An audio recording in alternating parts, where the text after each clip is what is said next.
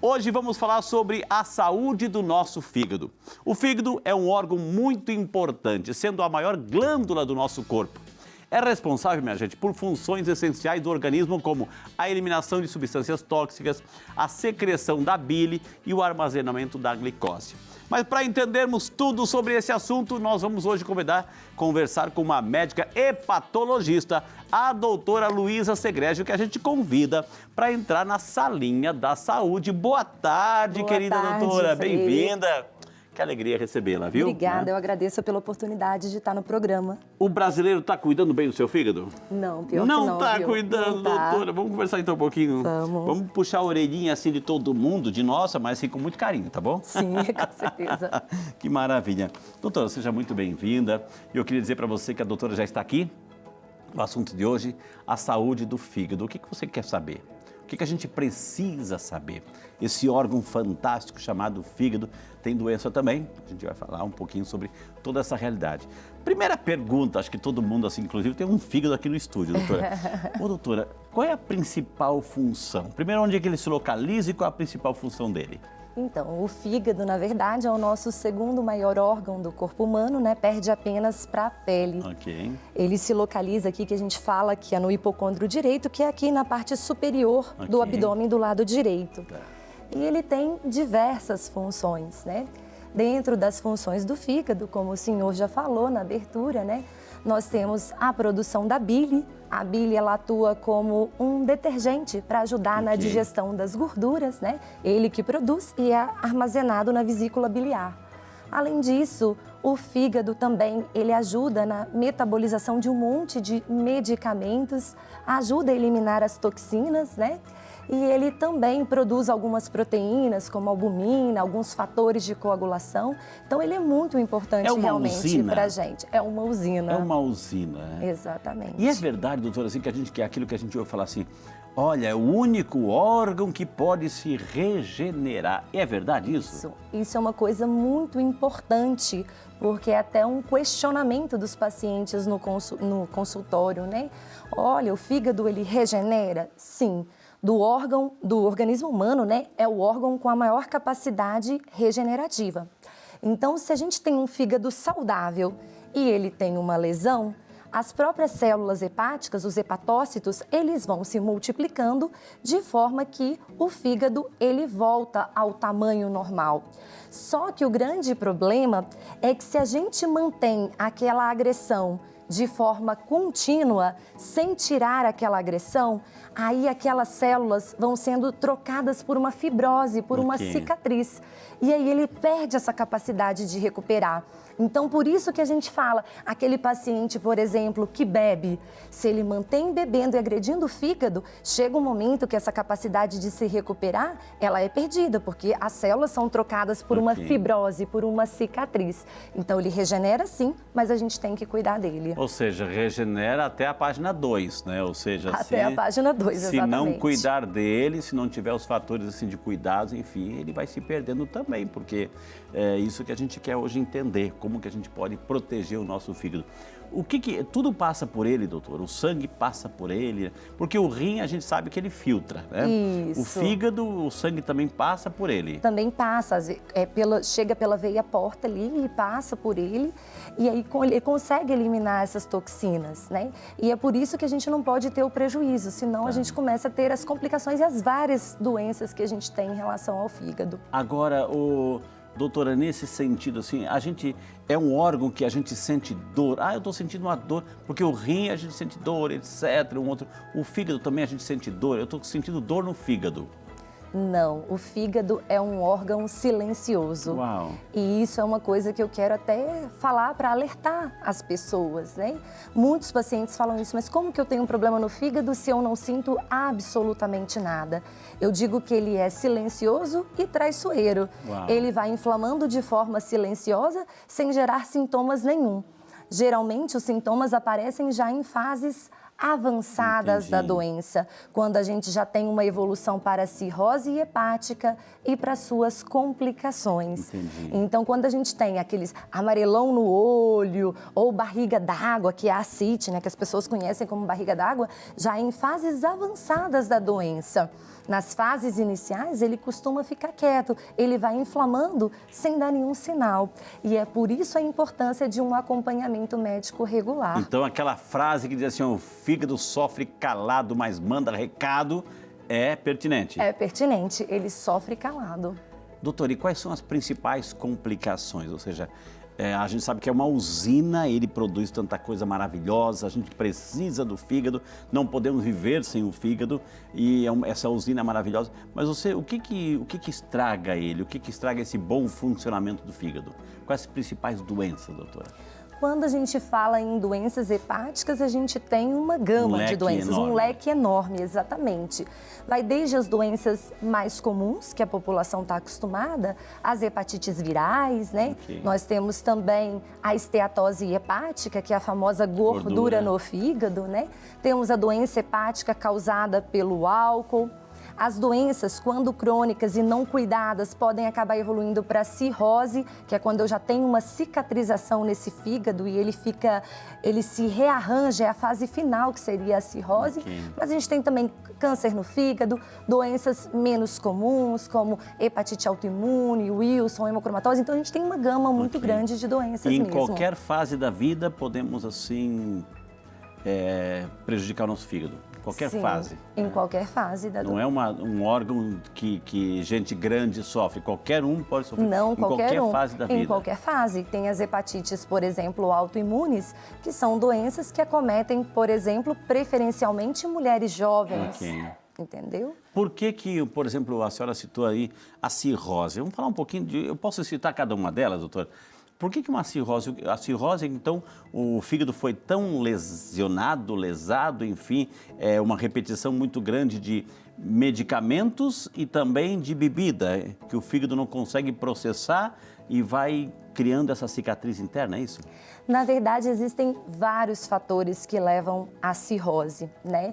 Não apenas o álcool, né? Então, existe alguma doença, algum fator, seja o álcool, seja uma hepatite autoimune, seja um vírus, que quando não cuidado, ele vai inflamando, como eu expliquei, de forma silenciosa o fígado, e nesse processo de inflamação ele acaba ficando com uma cicatriz, e essa cicatriz é a cirrose hepática. Por um tempo, o paciente ele consegue ainda manter um funcionamento do fígado, mas ela pode avançar para as fases descompensadas, que é quando começam as complicações. Mas nessa inflamação, esse fígado ele vai acabando perdendo a tua função. Ok.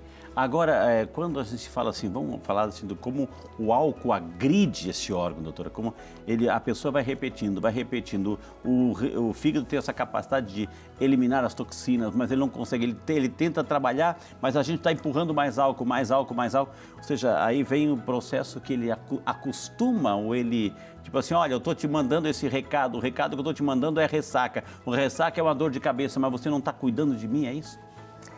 Na verdade, o fígado, o álcool, por exemplo, ele é um agente agressor direto ao fígado, né? E ele a gente sabe que é uma das principais causas da cirrose hepática. E é exatamente isso que a gente estava conversando. Ele vai agredindo de forma silenciosa ao fígado. E aí ele forma uma esteatose também, vai acumulando gordura nas células do fígado.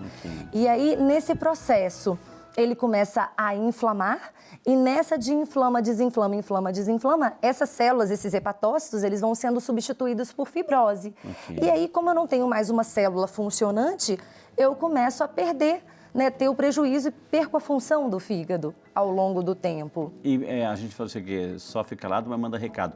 Um dos recados que ele manda é a dor de cabeça, não? Não, na verdade é isso que eu gostaria de falar. Por favor, doutora. Né? É um mito. Existem alguns sintomas que são muito atribuídos ao fígado, né? Ah, eu sinto dor de cabeça, é do fígado, minha boca é amarga. Isso é muito comum. Ele está recebendo culpa daquilo que ele não é. Culpa do que não é, exatamente. Na maioria das vezes a gente descobre alguma doença hepática ou por aquele paciente que ele vai e faz um ultrassom, por exemplo, por uma dor que não tem nada a ver com ele. E aí descobre que tem uma alteração naquele fígado. Ou o colega médico pede um exame do fígado, os exames vêm alterados, né? Ou se não, como eu falei, já em fase de cirrose, quando já começam as complicações da hipertensão portal, que a gente fala, né? Que é o que? Aquele fígado começa a dar barriga d'água, vomitar sangue, são complicações mais graves. Aí, nesse momento que a gente descobre, até então ele é silencioso. Então, a dor de cabeça não é do fígado. Agora, doutora, assim, nunca foi tão fácil, doutora, assim, em nossa cultura atual, o uso de medicamento. Medicamento se compra doidado, automedicação, enfim. Todo tipo de medicamento vai parar lá no fígado também. De uma forma ou de outra vai chegar lá. E ele pode também sofrer ou seja, eu estou empanturrado de medicamento, ele pode reagir? Sim, com certeza. Hoje a gente sabe, né, que a gente fala até da hepatite medicamentosa. Né? Os medicamentos, a maior parte deles tem algum potencial de agressão ao fígado, né? Só que tem pacientes que têm uma maior susceptibilidade a ter aquela lesão pelo medicamento. E qual é o grande problema? Muitos deles são comprados nas farmácias sem nem precisar de prescrição médica. E aí é o problema. O uso abusivo dos medicamentos podem acabar lesionando esse fígado. A gente tem até um site na medicina, que é o LiverTox, que a gente vê que muitas medicações têm esse potencial. Uau. Então, o que a gente orienta ao paciente é sempre o quê? Não fazer uso de medicação por conta própria, né? A medicação sempre deve ser prescrita realmente pelo médico, né? E outra coisa, além de medicamentos, e aí é um alerta que eu quero fazer também para quem está assistindo a gente, né? Existem também não só medicamentos, que são aqueles da Anvisa e tudo, mas também chás e suplementos. Por favor. As pessoas esquecem que também os chás têm potencial de toxicidade ao fígado. A gente chama de HILI, lesão hepática induzida por ervas. Não é incomum a gente ver pacientes que fazem, inclusive, hepatite aguda grave causada por conta de chás. Então, tem alguns chás que são muito usados, por exemplo, o chá verde, em altas doses, né? Sobretudo em cápsulas, ele tem potencial de toxicidade ao fígado. Então, pacientes que têm já alguma doença hepática, a gente pede para sempre evitar ao máximo o uso de chás. Chá verde, carqueja, cava-cava, tem potencial de toxicidade. Aquele pacotinho assim, é mais levinho, ou também? Qualquer um, até chá da erva natural mesmo. E aqueles que vêm, então, um monte, às vezes o paciente chega pra gente, né? Que é o chá que vai curar tudo, né? Então, cura dor de cabeça, cura não sei o quê. E vem uma mistura de 23 ervas. 23 ervas, exato, 100 ervas. São esses chás que preocupam muito a gente também, né?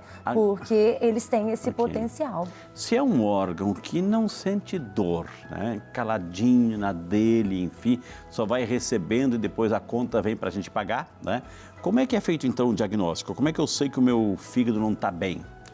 Então, na verdade, isso é o que a gente fala da importância realmente do paciente ter sempre um acompanhamento médico regular, né? Como eu falei, ele manifesta em fases avançadas da doença. Então, é muito função até do médico que está acompanhando aquele paciente pesquisar. Então, muitas vezes a gente descobre através de quê? Ou de exames de sangue, de laboratório que vêm alterados e aí mobilizam a nossa investigação, ou através de um exame de imagem, um ultrassom que mostra alguma alteração. Então, é aquele paciente, se já tem um etilismo importante, nós médicos temos que correr atrás disso. Se é um paciente que tem síndrome metabólica, tem fatores de risco para ter gordura no fígado, a gente também tem que correr atrás disso. Então vamos entrar noutra dimensão, a questão da famosa esteatose hepática, que é a gordura no fígado. Como é que forma? O que é essa esteatose? Sim, quando a gente fala, né, em esteatose hepática, a gente tem tanto pelo álcool quanto pela síndrome metabólica. O que a gente está falando agora provavelmente é da metabólica, né? É a doença hepática gordurosa não alcoólica. Ela é pelo estilo de vida. A doença hepática gordurosa é quando há um acúmulo de gordura nas células do fígado, nos hepatócitos. É uma situação que é prevalente na população. A gente sabe que 25% da população adulta tem gordura no fígado, ou seja, a cada 4 pessoas, uma tem. E não sabe que tem. E não sabe que tem. E o que causa isso, né? Quando a gente fala na parte metabólica, é a síndrome metabólica, que é o quê? Diabetes, hipertensão, triglicérides alto, colesterol alto. E essa prevalência é tão alta justamente por conta do nosso estilo de vida. Hoje a obesidade, ela vem aumentando na população, bem como o estilo de vida sedentário. E aí eu quero alertar também em relação à questão da gordura no fígado, que os pacientes falam assim, é normal ter gordura no fígado leve. Não, não é normal ter gordura no fígado. Quando você tem gordura no fígado, é porque pelo menos mais de 5% dos hepatócitos estão acometidos. E isso, qual que é o problema da gordura no fígado? É isso que a gente conversou aqui. Ela inflama o fígado de forma silenciosa em 44% dos pacientes. E desses pacientes, um grupo evolui para inflamação, que é fibrose, e também cirrose hepática. Ou seja, uma esteatose hepática, uma gordura do fígado não tratada, não cuidada, não eliminada, pode chegar como a reta final uma cirrose, doutora? Pode evoluir para cirrose. E os pacientes sempre falam assim, não, às vezes eles chegam já com cirrose e a gente fala, olha, você tem cirrose hepática. Não, mas eu nunca bebi, né? Porque existe esse estigma, porque só a bebida que leva a cirrose hepática. Não, tem várias causas, como eu disse, né? Causa como as hepatites e tudo mais, e dentro delas a gordura no fígado. Então, se não tratada, pode evoluir para cirrose hepática. E outra coisa que eu chamo a atenção é que dos pacientes que têm gordura no fígado, a maior parte da mortalidade deles nem é só pelo fígado, é por doenças no coração. Então, quem tem gordura no fígado tem mais doença no coração, tem mais infarto, tem mais insuficiência cardíaca, tem mais arritmia. Então, a gente tem que cuidar. Não é só uma gordurinha, entendeu? Entendi. Não assusta a gente, doutora, pelo amor de Deus. Mas serve o alerta, gente, serve o alerta. Ou seja, está tudo correlacionado. Ou seja, uma pessoa que não tem esse controle do colesterol, triglicérides elevado, enfim, também vai ter consequências no seu fígado, doutor. Sim, com certeza. Por isso que a gente sempre fala isso em relação à gordura no fígado, né? As pessoas querem, às vezes, uma solução milagrosa até. E é fácil de tirar, né, doutora? A gordura. Relativamente fácil de tirar a esteatose. A gente consegue, e o único tratamento definitivo que muda a história natural da doença é mudança de estilo de vida, dieta e atividade física com perda de peso. Então depende muito mais do paciente do que da gente. Olha só, então veio o problema, está lá, se instala a esteatose, gordura se instala, e quando você vai fazer uma ultrassonografia do abdômen, etc., aparece aquela mancha branca, ali é catalogado o grau de esteatose que tem, doutora? Isso, só que essa questão do grau não é o que importa pra gente, patologista. O grau é grau 1, grau 2 ou grau 3, leve, moderado ou grave, isso não importa pra gente. O que importa pra gente, isso é uma impressão subjetiva de quem tá fazendo o exame para ver a quantidade mais ou menos que tem ali. Mas isso não reflete a gravidade, né? Entendi. O que mostra pra gente a gravidade é sobretudo através do exame de sangue, que a gente consegue calcular até alguns valores que mostram pra gente se esse fígado já tem alguma cicatriz avançada. Tem algum nome de algum, aquele exame que a gente faz, um hemograma, né? Ou um específico, se atente àquele nome lá, sei lá, creatinina ou sei lá, tem algum nome? Na verdade, o que a gente olha, o que a gente calcula, na verdade, é um valor que a gente consegue pelo aplicativo no celular, que é o FIB4, e ele leva em conta o hemograma, as plaquetas, e ele leva em conta as transaminases, TGO e TGP, que são enzimas do fígado e que refletem para mim lesão no fígado. Não significa que se elas estão normais, não tem lesão. Às vezes o fígado ele está inflamado e as enzimas estão normais. Isso acontece em 30% dos pacientes. Mas elas chamam já a nossa atenção. E a gente consegue, como eu estava falando assim, não é importante para mim se é grau leve, grau moderado ou grau grave. A gente consegue calcular tanto através desse score que eu te falei, esse FIB4, que é para o médico calcular, ele consegue ver se tem algum grau de cicatriz, mas existe um exame também hoje que a gente, a patologista, consegue pedir, que se chama elastografia hepática. É um exame melhor para justamente ver para a gente se aquele fígado tem algum grau de cicatriz, que é mais importante do que o ultrassom em si. Entendi. Olha quanta coisa, gente. Perguntas, WhatsApp chegando, gente. A gente quer abrir espaço também para você interagir conosco, viu? O Marcos Henrique de Passa Quatro, Minas Gerais. Boa tarde, Marcos. Deus abençoe. Bem-vindo ao Saúde e Fé. É verdade que vinagre de maçã ajuda a tirar a gordura do fígado? Agora tá na moda, doutora. Tá na moda. Marcos. Marcos, boa tarde. Então, infelizmente, não existe nenhum alimento, nenhuma substância que seja capaz disso. Como eu estava dizendo, o melhor tratamento e o único que funciona é mudança de estilo de vida, dieta e atividade física com perda de peso. Os últimos estudos mostraram que perdas pequenas, então o paciente ele nem precisa, vamos supor, é um paciente que tem obesidade, ele nem precisa chegar no peso dele, o peso considerado ideal. Se ele perde 3% do peso, ele já começa a melhorar a gordura no fígado. Okay. Mais que 10%, ele melhora até cicatriz no fígado. Então a nossa meta aí é em torno de 10%. Então alguém que pesa 100 quilos, se ele perde 3 quilos, ele já está melhorando o fígado dele. Então é perder peso mesmo. Okay. Doutora, o fato de ser silencioso, caladinho, assim, está trabalhando, fazendo a parte dele, ou seja, mas o que começa a acontecer no nosso organismo? Que sinais externos que ele vai dando que a gente precisa melhorar? Ou seja, é fadiga, é cansaço? A gente sabe, essa questão, a senhora falou da obesidade, diabetes, enfim, mas que sinal que ele vai dando no corpo? A pessoa fica mais cansada, mais apática, a coloração do olho, como é que é?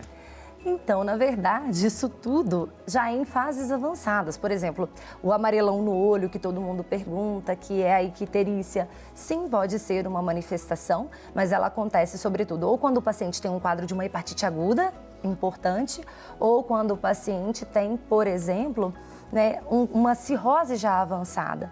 Geralmente ele é muito quieto mesmo. Entendi. A gente só vai descobrir realmente em fases mais avançadas, não vai dando muito sinal.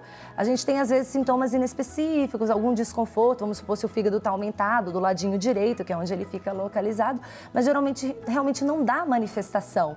É realmente uma busca ativa.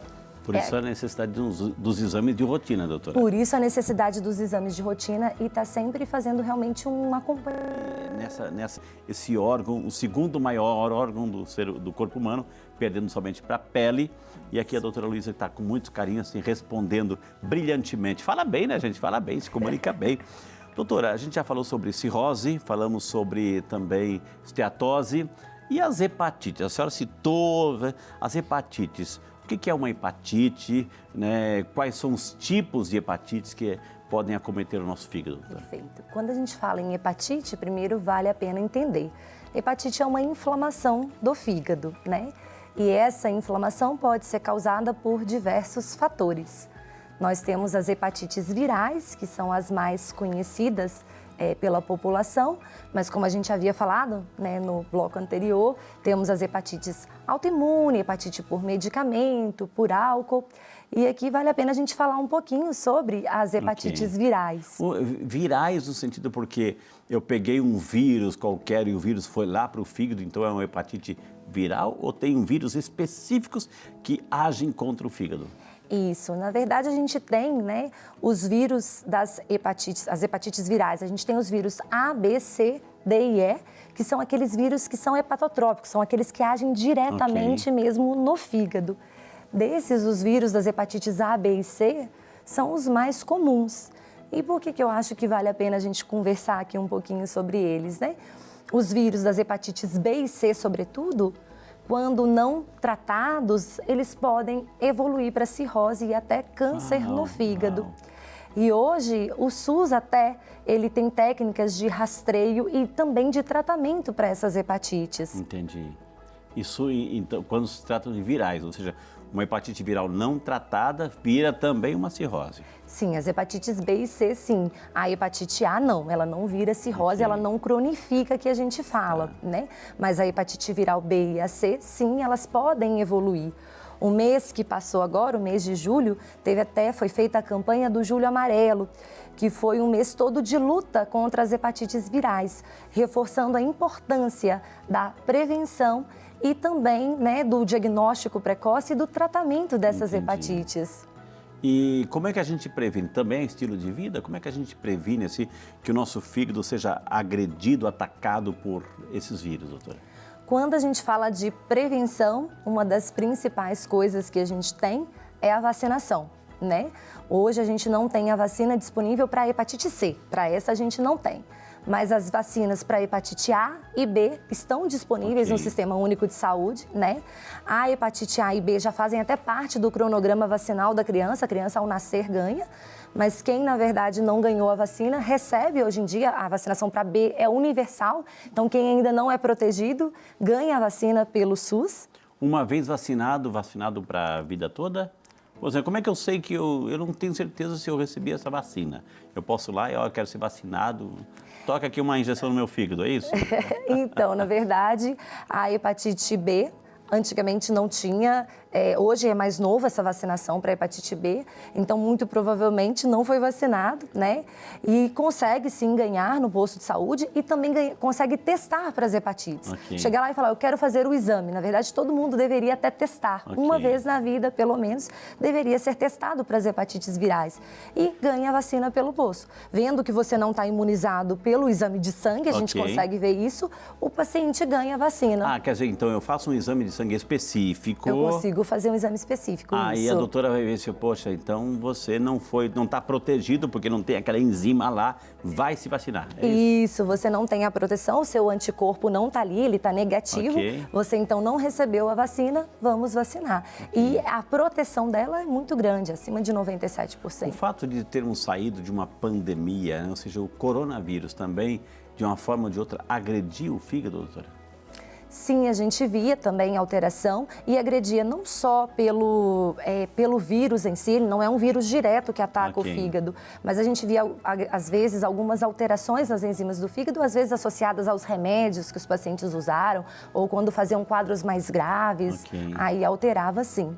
E um câncer, essa multiplicação das células, assim, o processo fibrótico do fígado, ele, nessa reprodução, pode ter uma alteração e tornar um câncer ali. Como é que então surge um câncer no fígado?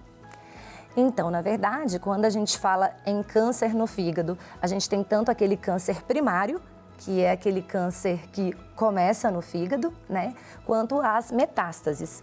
Falando do câncer primário no fígado, que é o carcinoma hepatocelular, o fator de risco mais importante é justamente a cirrose, a fibrose do fígado. Aquele fígado sofre um processo de fibrose, as células começam a se multiplicar, às vezes de forma desordenada, e aí forma-se esse câncer, de forma simples para poder o pessoal entender. E aí a gente sabe que quem tem cirrose tem risco aumentado para ter câncer no fígado. Então é por isso que é importante o paciente que já tem um diagnóstico de cirrose fazer esse acompanhamento regular. Por quê? Porque daí no acompanhamento a gente já faz o ultrassom semestral, é obrigatório a gente médico fazer, porque daí a gente já faz o diagnóstico dele precoce. E uma esteatose também pode, é porque ela vai evoluir para uma cirrose, doutora. Não tratada, uma esteatose, gordura no fígado, vai evoluir para uma cirrose. Então, pode também uma esteatose não tratada se transformar num câncer, por exemplo? Pode, e não só a esteatose não tratada. Hoje a gente já tem casos, geralmente no fígado é assim, a gente primeiro precisa passar pelo estágio de cirrose para depois ter o câncer primário no fígado. Mas existem algumas situações em que isso não é obrigatório. Por exemplo, pacientes portadores de hepatite B.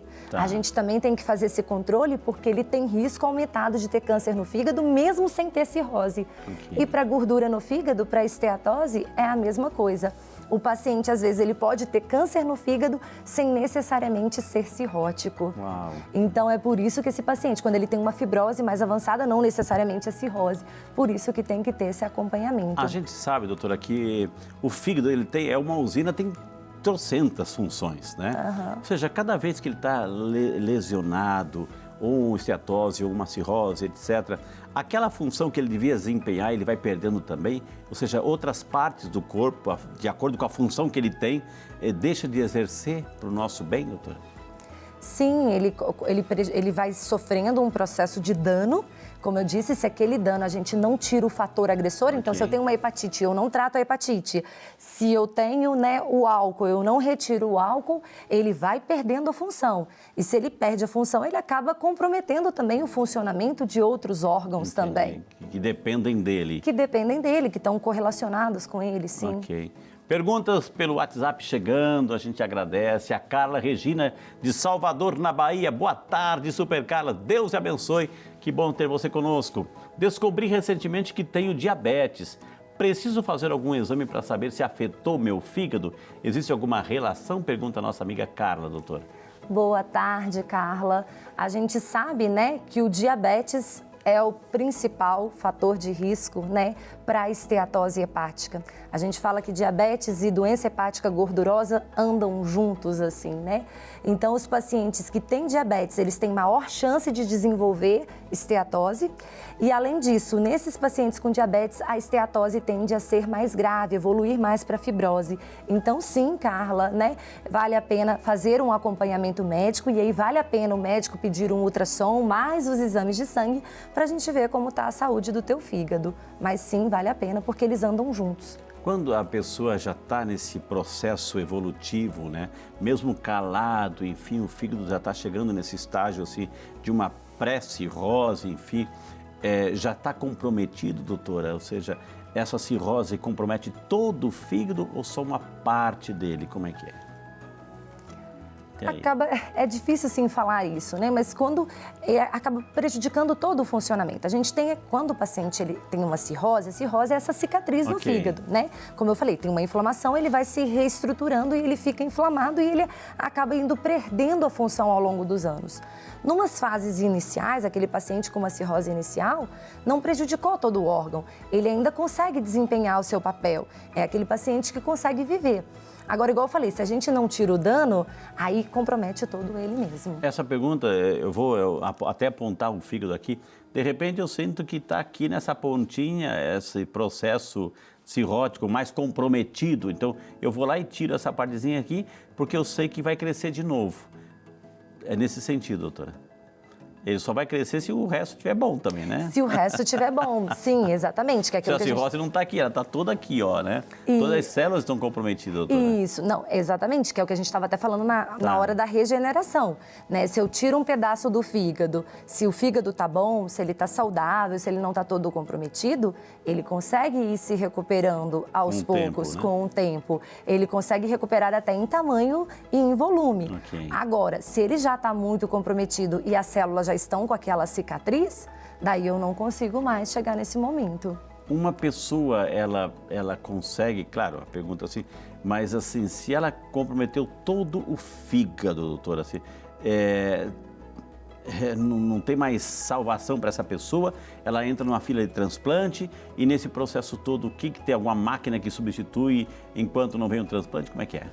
Então, na verdade, uma das principais indicações que a gente tem para transplante é justamente isso, quando eu tenho uma doença hepática crônica avançada com perda da função do fígado, né? E aí a gente vai e manda esse paciente, ele é listado na fila de transplante conforme a gravidade. A gente tem até um score que a gente chama de MELD, que a gente avalia essa gravidade do paciente. Enquanto ele não consegue, a gente não tem nenhum órgão, infelizmente, a gente ainda não tem nenhuma máquina artificial que vá substituir ele. Isso a gente não tem. Então, nesse momento, a gente vai cuidando desse paciente para ir tirando as descompensações dele. A gente vai tratando as descompensações dele, mantendo esse paciente até ele conseguir receber um órgão. Esse órgão é uma outra parte de um fígado bom que vai ser colocado ali e vai regenerar dentro do meu corpo? Ou como é que é feito o transplante, doutora? Não o procedimento médico cirúrgico, mas o transplante. Quem é que doa um órgão? Então, na maioria das vezes, hoje ainda é cadavérico, né? Pelo cadáver, né?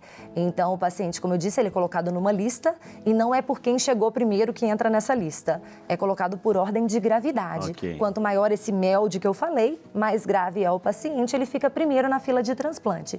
Surge um órgão, esse órgão é captado pela equipe de transplante. Esse órgão, geralmente, ele vem de uma morte encefálica, aquele paciente que veio a óbito, né? E aí, a equipe de transplante, vendo que é um fígado bom, transplanta.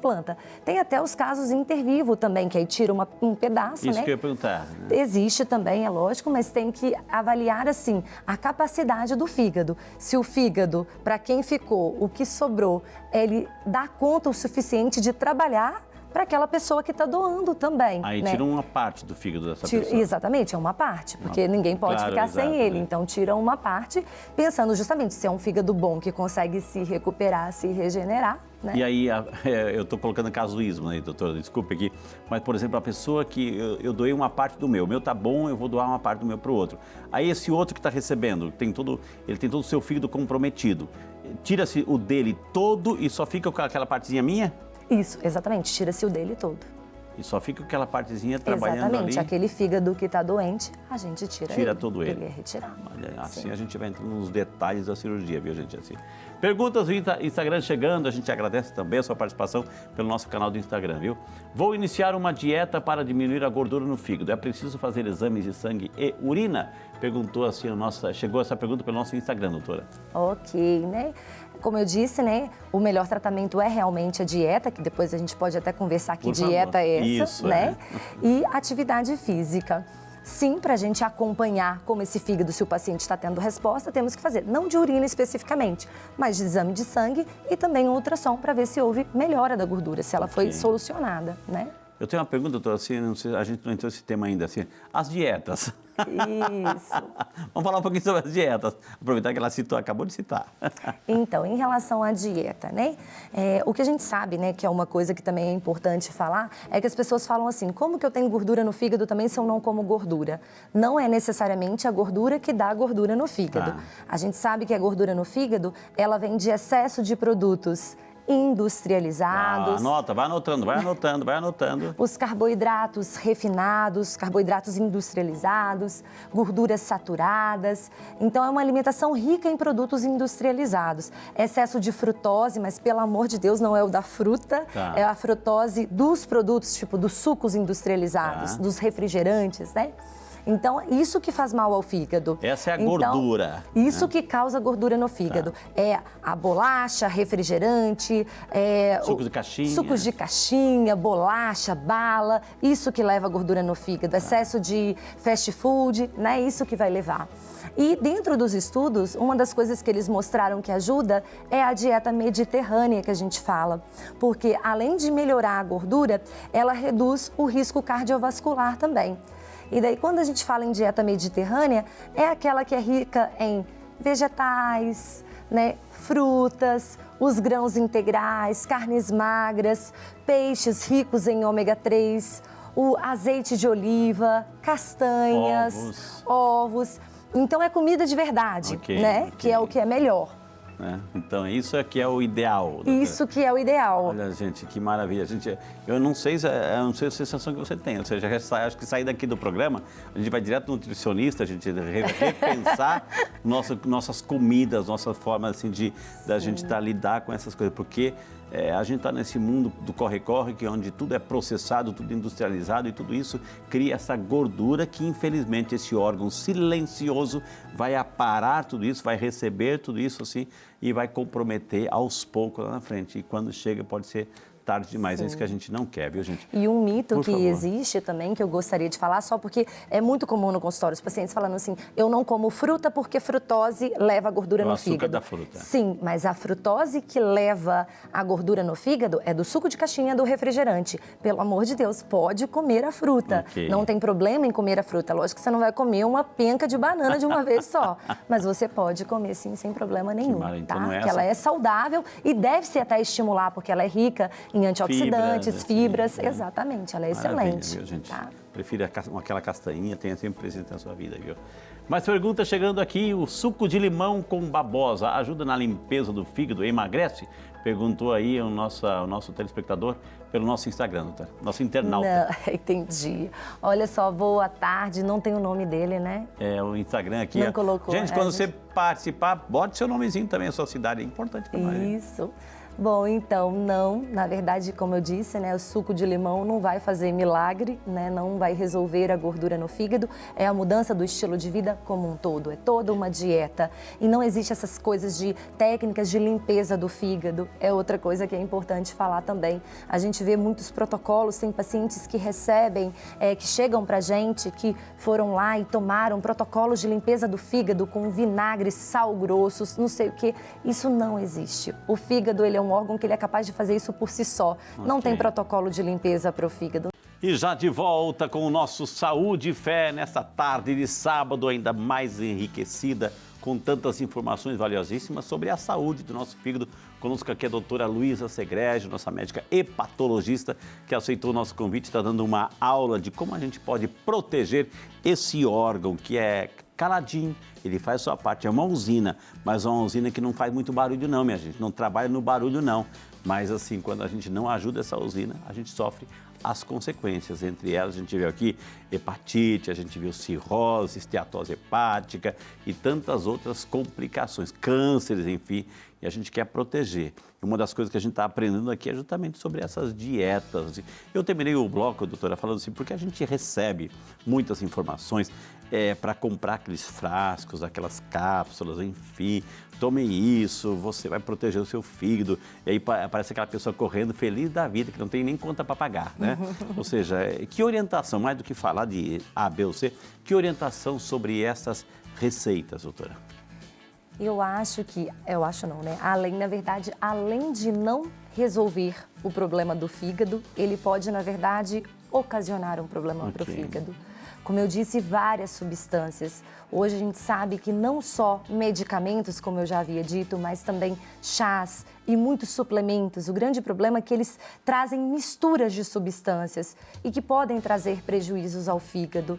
Então, não venha com a receita que o vizinho deu ou que alguém falou, porque não tem tratamento milagroso. A gente sempre fala aqui que o tratamento é o quê? É toda uma mudança mesmo, porque senão a gente acaba trazendo mais prejuízo do que benefício para ele. Como eu falei, os chás, todo mundo dá uma receitinha de chá, né? Você tem problema no fígado, você deve tomar tal chá. Ao contrário, os chás têm vários deles potencial de hepatotoxicidade. Então não caia nessa, porque não é bom para o fígado. Ele vai fazer mais prejuízo do que trazer benefício. Ah, mas doutora, eu só tomo no final de semana, eu tomo moderado, eu me controlo, mas o álcool, vamos falar do álcool aí, doutora. Então, na verdade, né, é o que eu disse, o álcool, ele é um agente agressor direto ao fígado, né? É difícil a gente estabelecer uma dose segura de álcool. É esse o grande problema. A gente sabe hoje que grande parte da população, 18% da população, ela faz uso abusivo do álcool. E esse consumo abusivo, ele vem aumentando sobretudo em mulheres. E as mulheres, elas são mais suscetíveis ao dano. Então, se um homem e uma mulher bebem a mesma quantidade, a mulher tem maior risco de dano hepático do que o homem, né? Então, não existe uma dose segura. Até porque essa dose, né, ela sofre interferência. Se o paciente é obeso, ele tem mais risco do álcool ser um agressor para ele. Se é uma mulher, tem predisposição genética, porque não é todo mundo que bebe que vai ter realmente, de fato, a cirrose, né? Eles já tentaram estabelecer doses seguras, então a gente considera, às vezes, uma dose. Essa dose corresponderia a uma latinha de cerveja, uma taça de vinho, por exemplo, de 150 ml e 45 ml de destilado, de um uísque, por exemplo.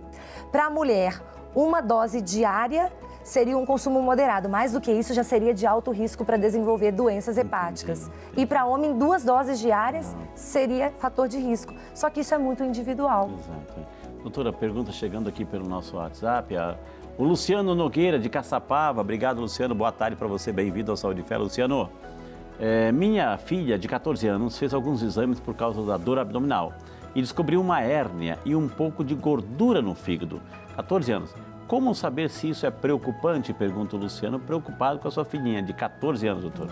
Já é muito jovem, né? Ela é muito novinha. Então, isso já preocupa a gente no sentido assim, como que essas doenças metabólicas já estão acometendo desde os adolescentes, né? Então, assim, para saber realmente como que está a saúde do fígado, realmente a gente precisa de exames. Mas nesse momento, eu já incentivaria ela a ter essas mudanças que a gente já está falando. A prática de atividade física, já começar a ter mudanças alimentares na casa como um todo, estimular ela a ter essa perda de peso caso ela esteja acima do peso, diminuir aí os fast food, diminuir os lanches. 14 anos, doutora, é muito nova, né? Então, assim, não é que ela não vai comer coisas gostosas, é claro que vai, mas com moderação, bem como o álcool, né? Quando a gente falou do álcool, não para ela, porque é muito nova, mas tudo tem que ser com moderação, eu acho que é a palavra-chave. Então, uma criança, um adolescente, adolescente já pode ter, assim, altos graus de uma esteatose por causa desses processados todos.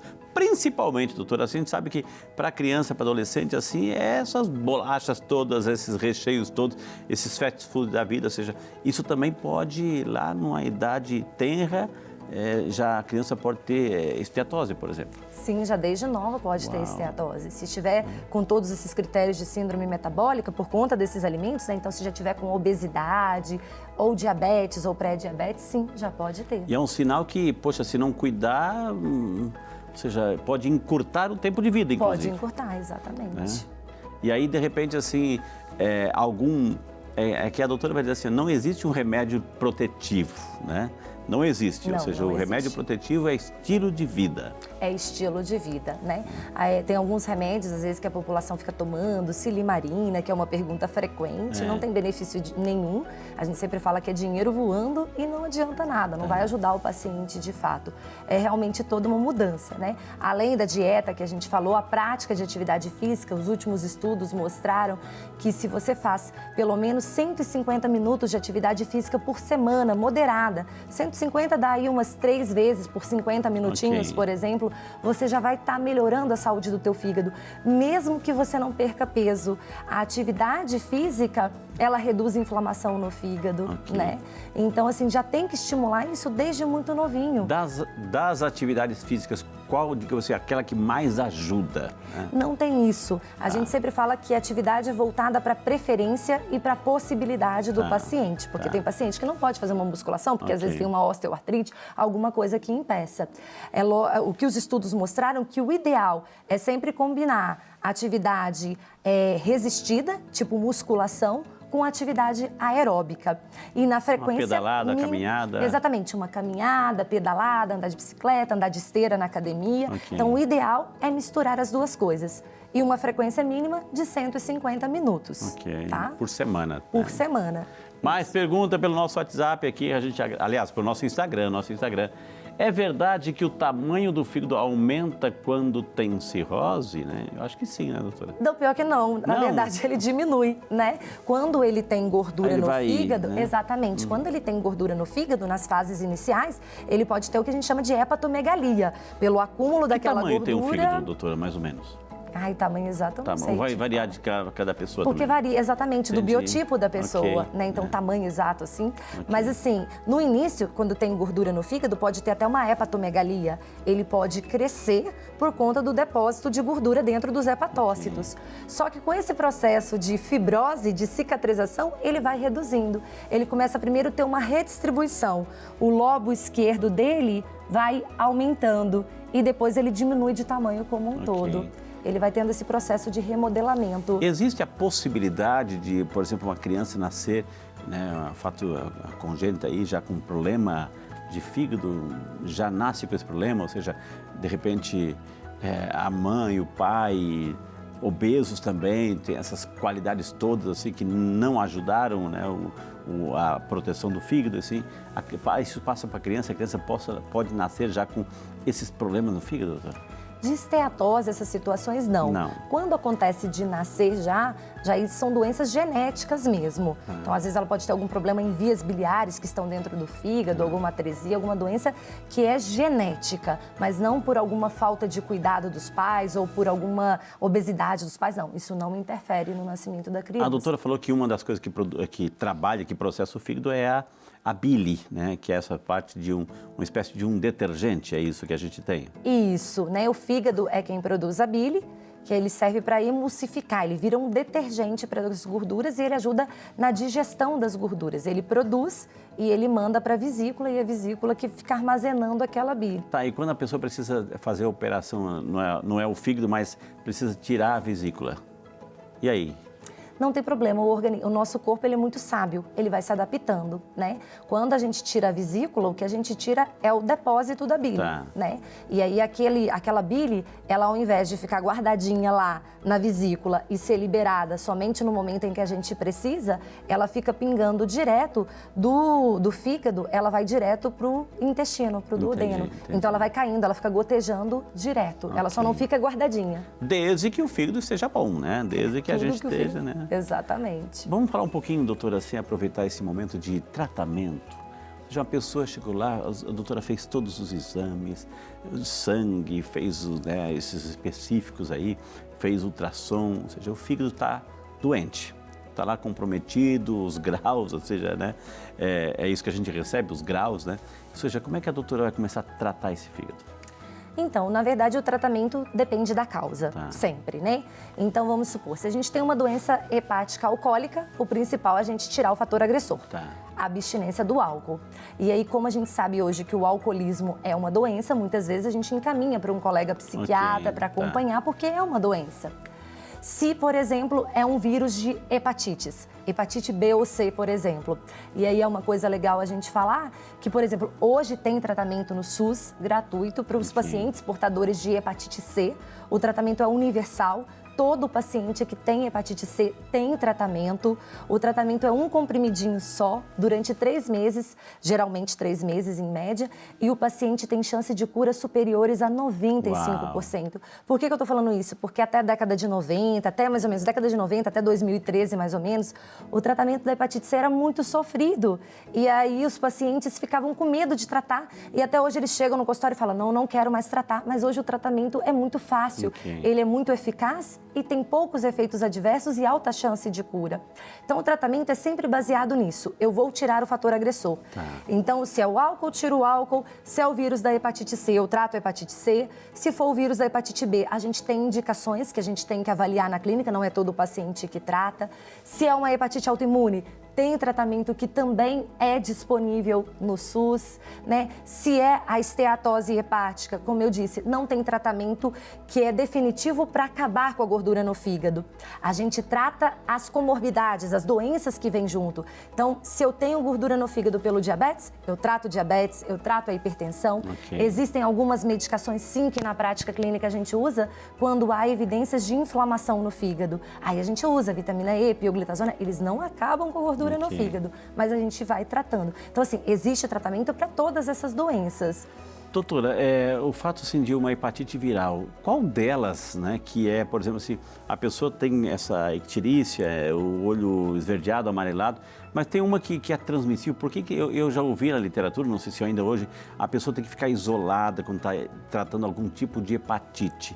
Existe isso ainda? Isso. Essas hepatites, né, são sobretudo, essa hepatite é sobretudo a hepatite A, né? A hepatite A é aquela que não vira cirrose, ela é mais comum, é mais frequente, sobretudo na infância, e ela sim tem transmissão fecal-oral. Um indivíduo transmite para o outro ou água, alimentos contaminados. Aí esses que a gente mantém em repouso, mais quietinho e geralmente num quadro agudo que dá o amarelão. Agora, as hepatites B e C, né, sobretudo as B e C, quando crônicas, elas não costumam gerar o amarelão e não tem essa indicação de isolamento. A transmissão delas é muito mais através de quê? Por exemplo, a hepatite B. É transmissão, sobretudo, sexual, então pacientes que têm vários parceiros, que não usam preservativos, e também através do sangue, ou a mãe passa para o neném durante a gestação, por isso que é importante quando a mulher está grávida, ela faz o exame, né? E a hepatite C, sobretudo, com sangue. E aí é que também é um recado para quem está ouvindo, né? Quem recebeu, vamos supor, transfusão de sangue antes de 1992, quando os bancos de sangue não tinham tantos cuidados como hoje, que tem toda uma triagem, tem risco, então vá no postinho de saúde e fala, eu quero fazer teste para as hepatites virais. Quem, na verdade, compartilha, né, lâmina de barbear ou compartilha alicate, né, de unha, tudo isso são objetos que podem contaminar o sangue, né, passar de uma pessoa para o outra. Então, assim, a gente tem que testar no caso desses pacientes, vale a pena procurar um serviço de atendimento, unidade básica mesmo, postinho de saúde, e ele faz esses exames. E isso mostra pra gente o porquê da importância até da prevenção, que é justamente essas coisas. Quando você vai numa manicure, leva o teu alicate, nunca emprestar o aparelho de barbear para uma outra pessoa, né? Limpar bem, lavar bem as mãos para um não transmitir para o outro, sobretudo hepatite A, né? Também os cuidados de lavagem dos alimentos, tudo isso de forma indireta, a gente está protegendo o fígado. Um sangue na gengiva também pode, através... O senhor vai dar um beijo. Pelo beijo, não. Mas, por exemplo, compartilhar a escova de dente. Entendi. Vamos supor que é uma coisa que não Sim, deveria. sim, Não exato, deveria, mas por incrível que pareça, ainda se vê isso, né? Ok. Uma pessoa usando a escova de dente do outro, que não deveria, cada um tem que ter o seu, né? E aí machucou a gengiva, sangrou e machucou a do outro também. Pode transmitir. Pelo beijo só, pelo abraço, pelo toque, hepatites, não. Né? A B seria pela relação sexual, Ok. mas por abraço e beijo, não. Agora, doutora, nesse sentido, assim, qual seria o ideal para quem está acompanhando, assim, depois a doutora vai dar aquela mensagem assim, mas, ou seja, vá lá, você tem dúvidas sobre essa vacina, vá lá e pergunte ou faça esse exame, por exemplo. Tem? Como assim? Compliquei a pergunta? Eu que só quero entender como por que exemplo, assim, ó, eu não sei se eu estou protegido, assim, eu quero ver se o meu fígado está protegido, ou seja, em relação às vacinas. Eu não tenho certeza que eu tomei aquela A, B ou C. Eu posso lá pedir? Pode. A B não, a C Ok. não existe vacina. Tá. Mas para A e B, eu posso pedir, falar assim, olha, eu quero saber, pode pedir tanto para fazer o teste para ver se tem. Ok. Igual eu falei, o teste para ver se tem é gratuito. Tem tanto o teste de exame de sangue quanto por uma gotinha de sangue. Ok. Ele vai, coleta uma gotinha e em 30 minutos fica pronto. Que aí já é um rastreio para ver se ele tem o vírus. Então pode fazer qualquer um isso. Tanto quanto ir no posto para pedir a sorologia. Eu quero Ok. fazer o teste para ver se eu estou protegido para hepatite A e B. Ah, que maravilha, gente. E se não estiver, para B, ganha no posto de saúde para todo mundo a vacina. A não é todo mundo que ganha. Hoje faz parte do calendário vacinal. Os adultos não é todo mundo que ganha, tem algumas indicações específicas, mas vale a pena sim testar, porque já tem em clínicas de vacinação, Ok. você pode se vacinar, se não estiver Doutora, protegido. então a doutora é hepatologista. A gente está entrando em milhões de casos nesse momento, né? Então, aquela mensagem para proteger esse órgão fantástico que Deus nos deu, chamado o fígado, doutora. Diria hoje, então, que eu quero um estilo de vida saudável, né? Então, alimentação saudável, rica em verduras, legumes, frutas, como nós já conversamos, prática regular de atividade física, manter o peso sempre estável, um peso ideal, Ok. né? Evitar a obesidade, evitar ao máximo o uso de medicamentos que não sejam prescritos Ok. pelo médico, evitar o uso de chás por conta própria, sobretudo aquelas ervas que têm várias substâncias.